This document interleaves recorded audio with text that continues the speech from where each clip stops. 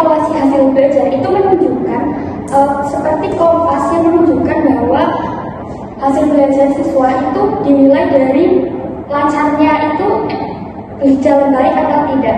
Jika evaluasi hasil belajar itu tidak berjalan dengan baik, maka menunjukkan bahwa pembelajaran tersebut perlu adanya evaluasi yang memperbaiki dari hasil belajar tersebut.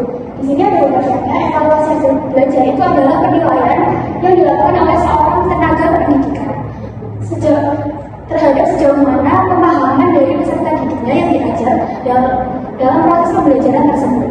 Nah, fungsinya evaluasi pembelajaran itu sebagai untuk memperbaiki terus juga meningkatkan kualitas dari pembelajaran tersebut.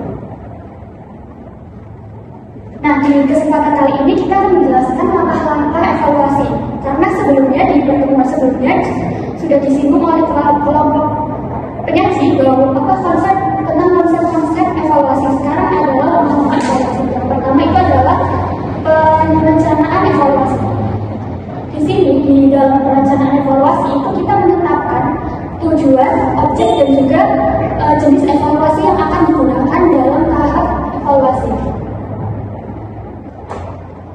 Terus di dalam perencanaan ini kita itu akan merancang metode, instrumen dan juga sumber data yang akan kita ambil untuk melakukan evaluasi tersebut. Di dalam perencanaan evaluasi ini itu bertujuan untuk agar proses evaluasi itu bisa terarah, efisien sehingga akan menghasilkan data yang valid terkait dari proses belajar tersebut. Selanjutnya itu adalah proses penyusunan kisi-kisi. Nah, kisi-kisi itu berfungsi sebagai pedoman dari penyusunan soal-soal yang akan digunakan dalam tahap evaluasi. Di kisi-kisi ini itu berisi indikator yang dapat mewakili isi dari kurikulum dan juga level kemampuan yang digunakan.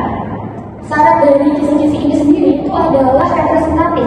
Di sini itu maksudnya adalah kisi-kisi ini itu dapat mewakili isi keseluruhan dari isi semua kurikulum. Terus selanjutnya adalah jelas dan terperinci. Maksudnya kisi-kisi tersebut harus jelas sehingga mudah dipahami oleh masyarakat umum atau oleh tenaga pendidik lainnya. Terperinci ini harus maksudnya adalah supaya kisi-kisinya itu harus detail dan juga dapat dimengerti oleh semuanya. Dan selanjutnya adalah kisi-kisi yang dibuat itu harus sesuai dengan indikator yang telah ditetapkan. Nah, indikator ini itu dapat membantu pemilihan materi, metode dan juga penyusunan soal-soal yang akan dibuat untuk proses evaluasi tersebut. Nah, domain indikator dalam kisi-kisi yang harus ada itu yang pertama adalah recall. Nah, recall ini itu berkenaan dengan pengetahuan istilah, fakta, definisi, serta konsep-konsep yang ada dalam kisi-kisi tersebut. Selanjutnya adalah aspek komprehensif. Nah, komprehensif ini itu berkenaan dengan kemampuan menjelaskan, terus menyimpulkan informasi serta menafsirkan data visual, misalkan seperti gambar atau tabel atau juga diagram. Nah, terus selanjutnya adalah mentransferkan informasi. Di sini maksudnya itu kisi-kisi ini itu dapat menjelaskan suatu informasi dari bentuk satu ke bentuk lainnya dalam berbagai bentuk gitu. Terus selanjutnya yang terakhir adalah aplikasi. Di sini itu berkenaan dengan kemampuan menerapkan konsep, memecahkan masalah serta mendemonstrasikan prosedur.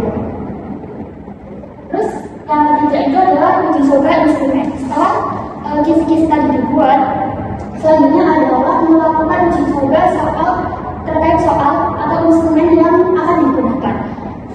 Di sini itu tujuannya untuk memperbaiki terus merevisi atau membuang soal yang tidak layak untuk digunakan. Jadi sebelum digunakan untuk peserta didiknya langsung, itu harus ada uji coba instrumen untuk mengecek kelayakan soal-soal tersebut. Setelah soal-soal tersebut sudah baik, itu nanti akan menunjukkan bahwa soal tersebut itu dapat berbasis analisis empiris dan juga rasional untuk meningkatkan kualitas dari instrumen yang telah dibuat tadi.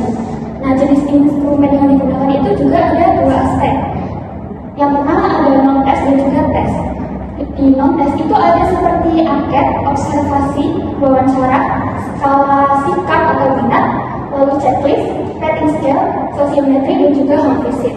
Pada jenis tes itu ada yang tes tertulis, tes kinerja, proyek, ataupun portofolio. Selanjutnya akan dijelaskan.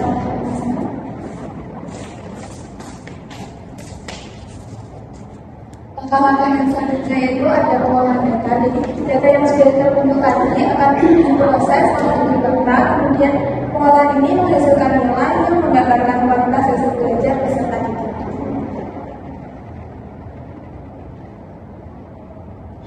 Langkah yang kelima ada penafsiran hasil evaluasi. Menafsirkan hasil berdasarkan kriteria atau norma. Dan jenis penafsiran ini dibagi menjadi dua. Yang pertama ada kelompok, kemudian individual. Kelompok ini untuk melihat rata-rata prestasi, sikap kelompok, dan distribusi nilai.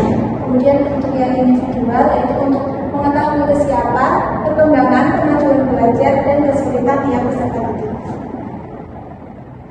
Dan langkah yang keenam atau yang terakhir yaitu pelaporan hasil evaluasi. Dan laporan ini disampaikan kepada pihak terkait seperti pimpinan sekolah, pemerintah, dan peserta didik. Kemudian laporan hasil evaluasi ini berfungsi sebagai dasar pengambilan keputusan untuk langkah selanjutnya.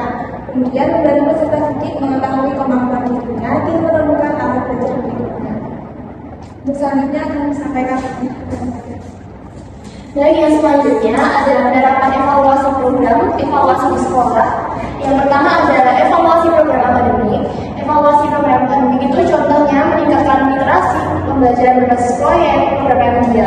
Evaluasi keterlaksanaan yaitu perhatian guru, metode, media. Evaluasi hasil belajar itu mengikuti nilai, minat baca, kemampuan berpikir kritis. Dan ada rekomendasi yaitu pelatihan guru, pengadaan buku, dan tambahan jam membaca. Selanjutnya yang kedua adalah evaluasi program akademik atau ekstrakurikuler yang biasa diselenggarakan di sekolah. Contohnya seperti pramuka, seni tari, PMR, olahraga, dan masih banyak lagi. Itu tujuannya untuk menilai partisipasi siswa, disiplin, mencapai prestasi, lalu mengamati berdampaknya program pada karakter siswa.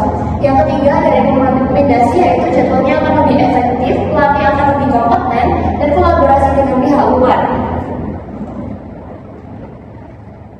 Yang ketiga ada evaluasi program layanan konseling atau BK. Itu tujuannya untuk menilai bimbingan belajar siswa, pribadi, sosial, dan karakter karir. Selanjutnya nilai kebutuhan siswa atau efektivitas konselor. Selanjutnya juga ada rekomendasinya yaitu pendataan akan menjadi lebih baik, jadwal konseling akan lebih teratur, dan pelatihan guru BK. Yang keempat ada evaluasi program manajemen sekolah. Evaluasi program manajemen sekolah tujuannya yaitu pengelolaan dalam sarana dan prasarana, manajemen sumber daya guru dan tenaga pendidikan, sistem administrasi, anggaran seperti BOS, lalu sistem keamanan dan kebersihan sekolah.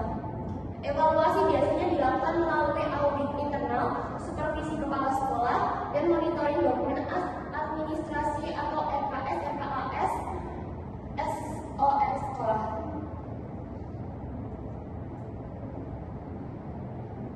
Selanjutnya yang kelima ada evaluasi program kedisiplinan dan tata tertib sekolah. Tujuannya untuk menilai kepatuhan siswa pada aturan seperti seragam, hadir tepat waktu. Selanjutnya mengidentifikasi sejumlah kasus dalam pelanggaran dan rekomendasinya seperti revisi aturan, sosialisasi, kerjasama dengan orang tua. Selanjutnya yang keenam ada evaluasi program kemitraan sekolah. Contohnya seperti kerjasama dengan masyarakat, dunia usaha atau industri, dan instansi pemerintah. Tujuannya untuk menilai efektivitas kerjasama, dampak bagi siswa seperti magang, kegiatan sosial, dan pelatihan. Rekomendasi yang dilakukan yaitu memperluas mitra atau memperbaiki komunikasi. Oke, jadi kesimpulan dari evaluasi hasil belajar ini adalah bagian penting dari manajemen sekolah untuk memastikan